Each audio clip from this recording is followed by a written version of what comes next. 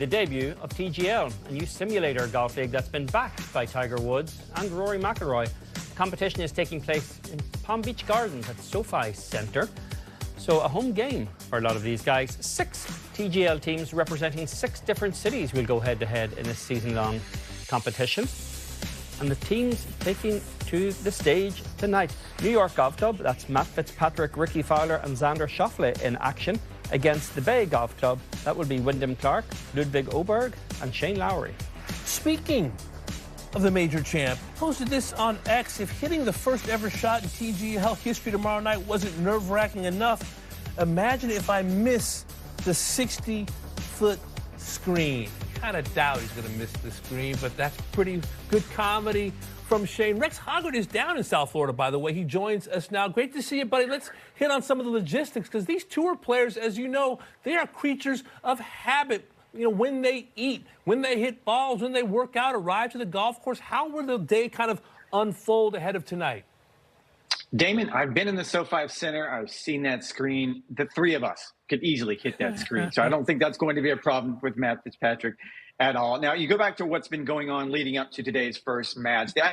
Players on both teams went to the SoFi Center last night and played a simulated match, getting ready for the night's match, getting rid of all the bugs that might be in the system. Now, they were also expected to come over this morning to the SoFi Center to practice and prepare for today as well. It's important to point out there is a locker room for both teams on property. Inside that locker room are cryo chambers and therapy tables and a gym. And there's also 6 different hitting bays. And I spoke with officials, and players are expected to arrive on property at the SoFi Center about 90 minutes before the match. And the idea is they're going to treat those hitting bays in the locker room like they do the range at a PGA Tour event. They'll probably go in there, warm up, get comfortable with the longer irons, and then about an hour before tonight's match, which starts at 9 p.m. Eastern time, they're allowed onto the field to play. And officials expect players to spend most of that time focused on that big, massive putting green we've talked about. It rotates. You can change the undulations of the green, trying to get the feel for the speed of the green and how you chip and playing out of the bunkers. I was there a few weeks ago, and Billy Horschel said it's really different chipping off that artificial turf onto an artificial turf green. It's something players are going to have to adjust to. And one other point to make, about 90 minutes before tonight's match, at 7:30 p.m., the gates are going to open, fans are going to come inside, and officials expect 1,500 fans tonight.